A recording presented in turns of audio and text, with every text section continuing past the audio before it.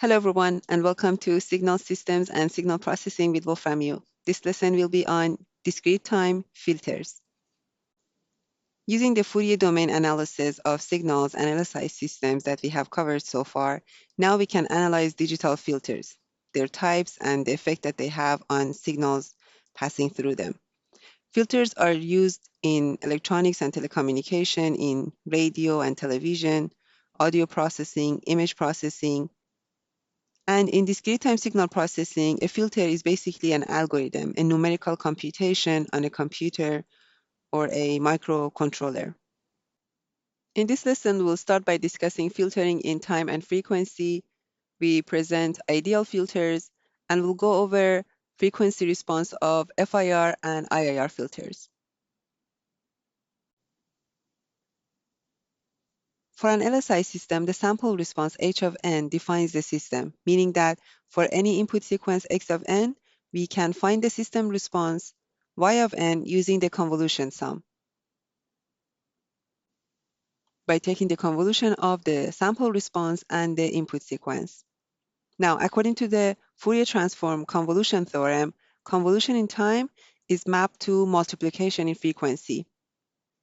So given the Fourier transform of the sample response h of n, which is known as the frequency response of the system, the Fourier transform of the output response will be equal to the product of the frequency response of the system and the Fourier transform of the input sequence. So the operation of filtering is effectively a multiplication in the frequency domain. Ideal filters allow distortion-free transmission of a certain range of frequencies while simultaneously suppressing the remaining frequencies. In a distortion-free system, the output must be a delayed copy of the input or zero. In the frequency domain, this equation will be the Fourier transform of the output response equals A times the Fourier transform of the shifted sequence, as shown here. Since the Fourier transform of the output is also equal to the product of the frequency response and the Fourier transform of the input sequence, therefore the frequency response of an ideal filter is defined as indicated here. So we have the delayed copy of the input or zero in the time domain. In the frequency domain, we will have the gain, the value of the output over the input, or the magnitude of the frequency response equal to A, and it is non-zero. And for the phase, we have a linear function of frequency. The frequency bands over which the signal is transmitted is called the passband, and the range of frequencies over which the gain is zero is called the stopband.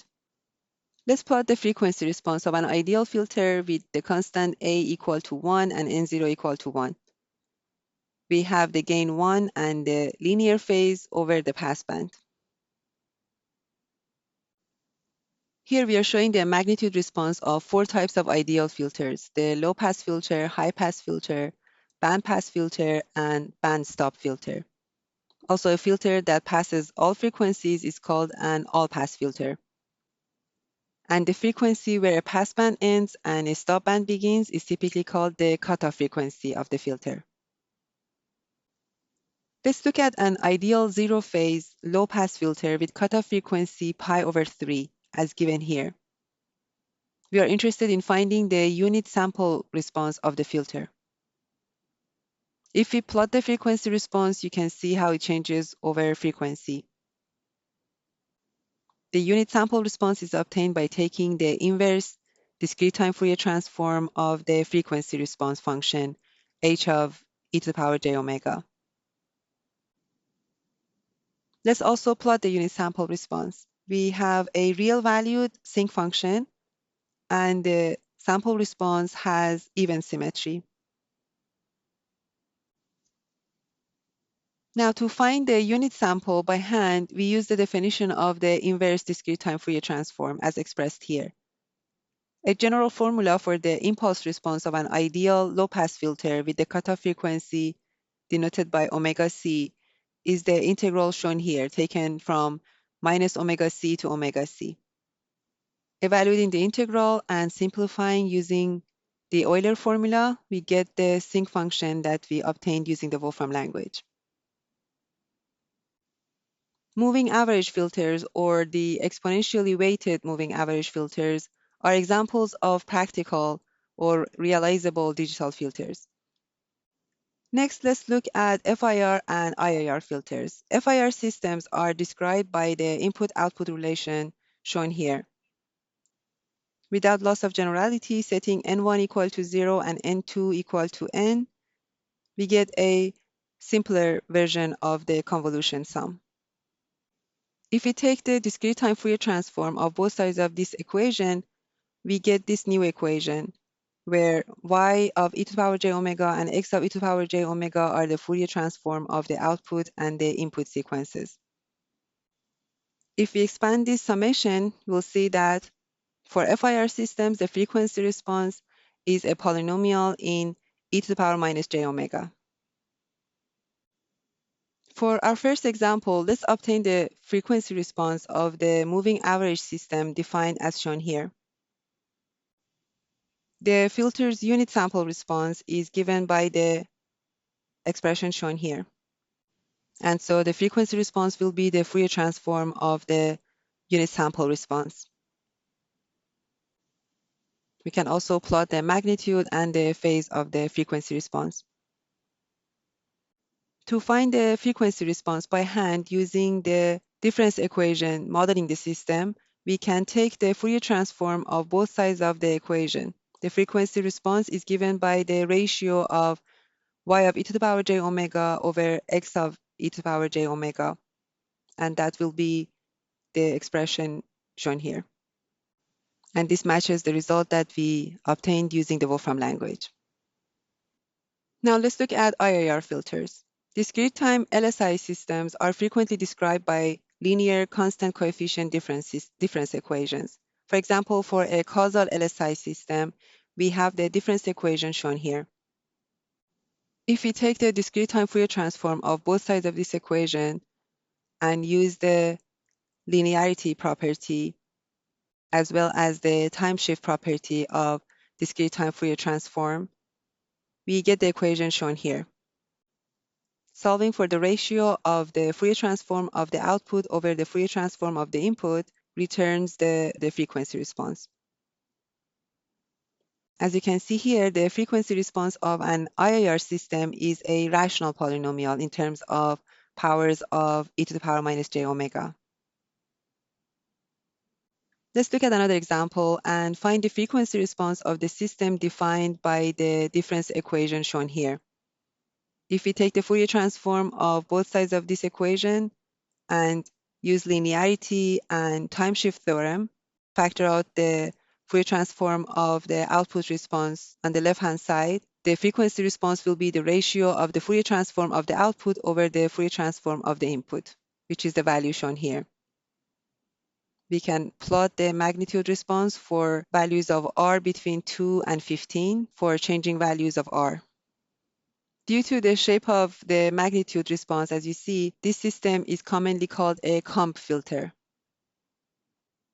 An important property of LSI systems is that for certain types of input signals called eigenfunctions, the output signal is a scaled and shifted version of the input signal. The complex exponential e to the power j omega n is one of such eigenfunctions of LSI systems. The convolution sum shown here gives the output of an LSI system. Now, if you use the input sequence x of n equal to e to the power j omega n for all real values of n, the output is given by the summation shown here. If we break down the exponential term and factor out the part that is independent of k, we find the expression for the frequency response.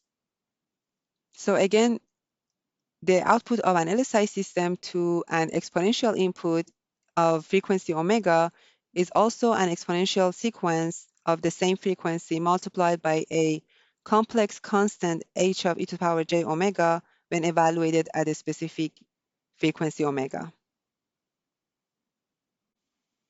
Given the LSI discrete time system with the frequency response defined as shown here, Let's find the response of the system to the cosine input sequence as defined here. The system response will be the inverse Fourier transform of the product of the frequency response and the Fourier transform of the input sequence.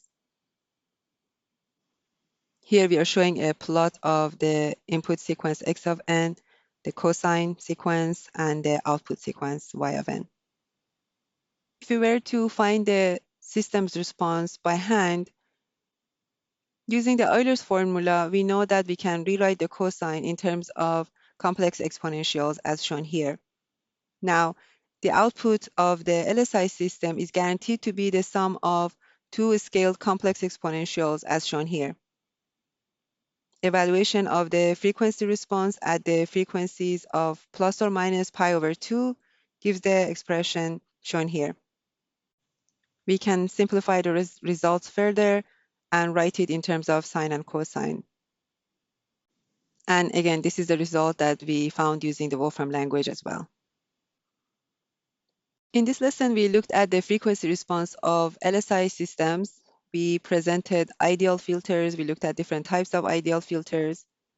We also obtained the frequency response of an FIR system, and we showed that it is a polynomial in e to the power minus j omega, and the frequency response of an IIR system is a rational polynomial in terms of powers of e to the power minus j omega.